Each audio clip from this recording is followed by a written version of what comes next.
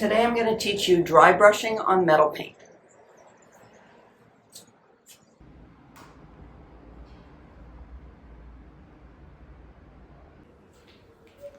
Here's the garden chair I'm going to transform. I found it on the street. It's made of metal. It has a problem area, which I'm going to just paint over because I don't want to make it worse. You know, have that layer of metal come off. I don't have a garden, but I do have a balcony. And I recently moved the table out here so we could have dinner where it's cool and windy. It's gonna be about 100 today. Look how pretty my flowers are. I'm in love with this hibiscus. Petunia vine, I've got some herbs. Always Fibonacci power. Okay, go get your paintbrush. Okay, the first step is gonna be I'm gonna sand it with 180 grit sandpaper. After, I'm gonna get a coffee. Reward myself with a coffee, cappuccino. Here we go. I'm gonna go very lightly over the damaged area because I don't wanna make it worse.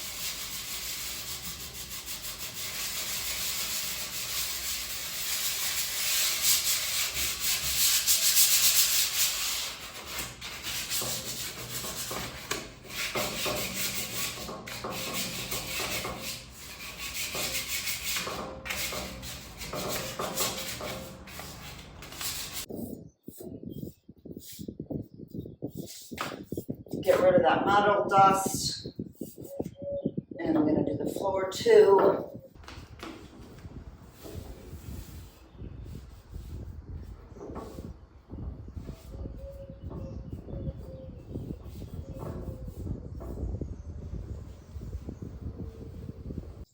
Okay, I've got my iced coffee.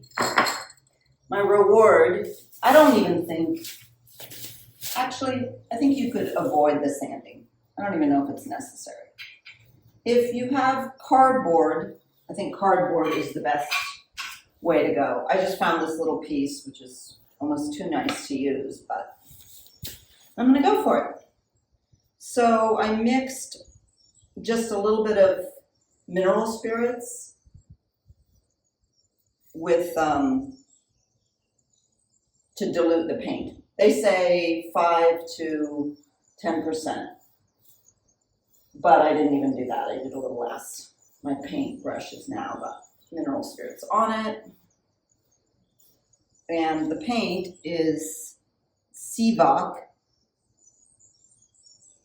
Sint, which is here in Italy. But any metal paint would work. I feel like in America, you can get water-based.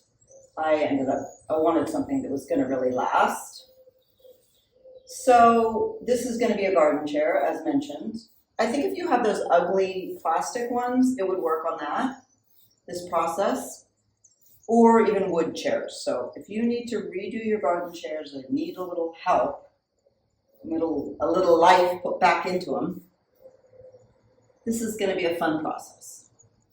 The only problem is that it takes I think it's about 8 hours to dry. So it's going to be quick in terms of doing it, but slow in terms of fast gratification to see what it looks like.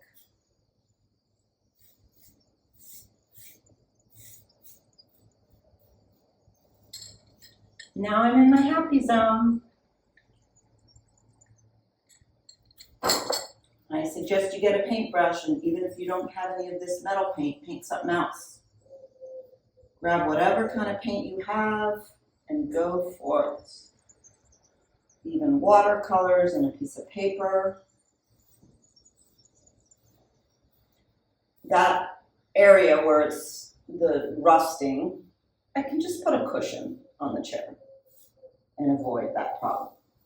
Because I felt like if I continued to sand it, it would pick it up all over, become problematic.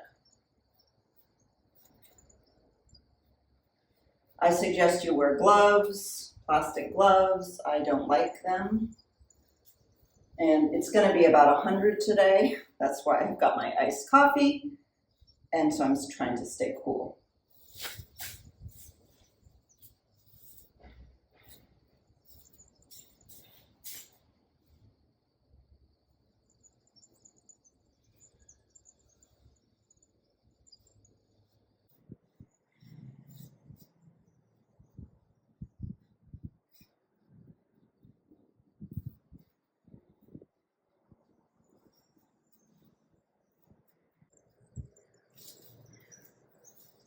You get the idea.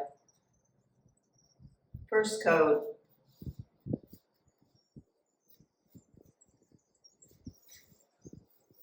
Very fast.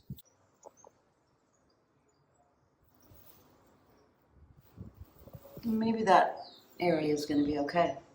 If I can get enough coats on it. It's already so pretty, isn't it? Just makes it feel different than the classic black.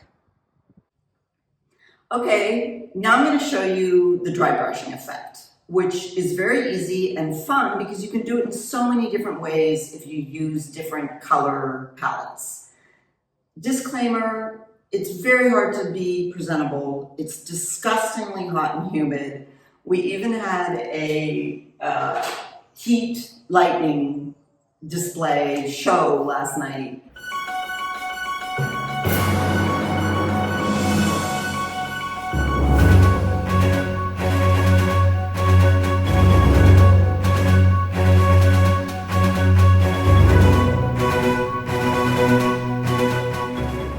No rain, very freaking hot.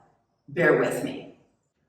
Okay, the chair has 2 coats of metal paint on it. It's a satin finish.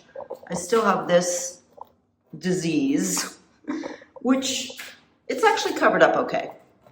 I'm not that worried about it. I can put a cushion on it in time or a plant or, you know, it's really pretty. I'm happy with how it came out.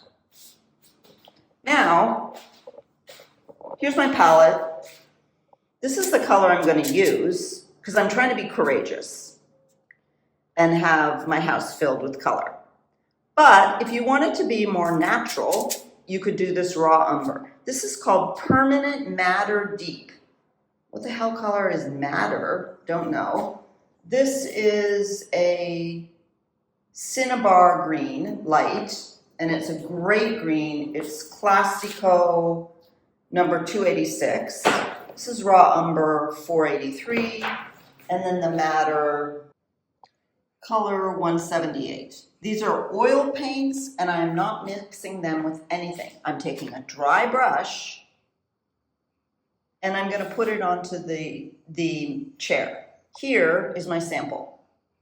So it's looking a little purple.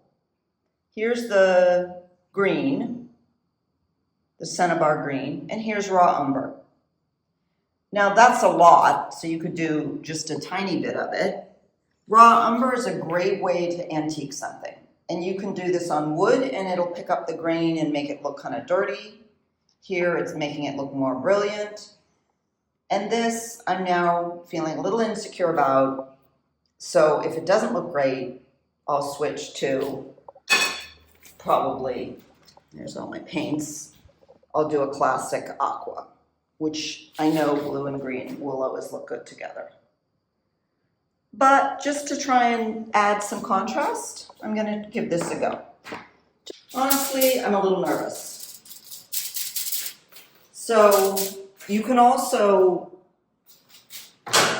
take your color and then kind of brush it off a little bit so that it's got less, you can do this on a piece of cardboard, a piece of paper, anything, just to make the brush not too thick with color. I'm just going to do a little bit.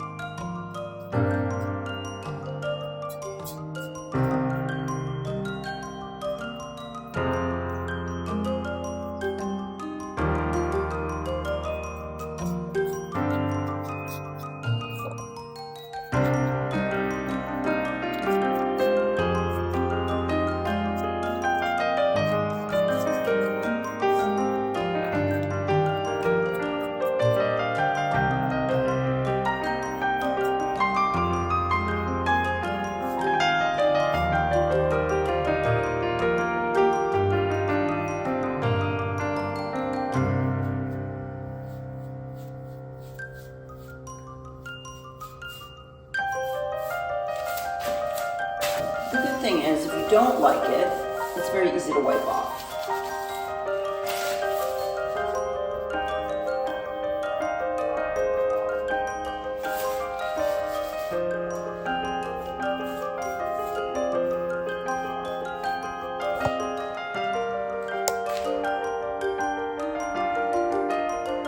I'm going for some.